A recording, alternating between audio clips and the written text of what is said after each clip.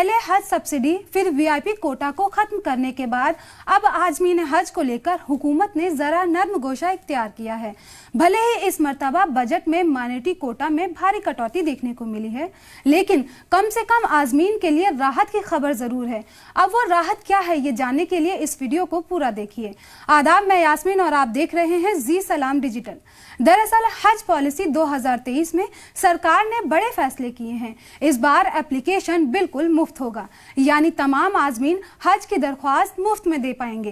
पहले यही दरख्वास्त 400 रुपए में दी जाती थी। इसके साथ ही हर एक आजमीन पर तकरीबन 50,000 रुपए हज सस्ता होगा। मिसाल के तौर पर बैग, सूटकेस, छाता, चादर जैसे सामान का पैसा नहीं लगेगा। ये तो बात हुई मुफ्त चीजों की। अब आपको बताते हैं इस मर्तबा किन आजमीन हज को तरजीह दी जाएगी। इस मर्तबा बुजुर्ग, मासूर अफराद और खवातीन को तरजीह दी जाएगी।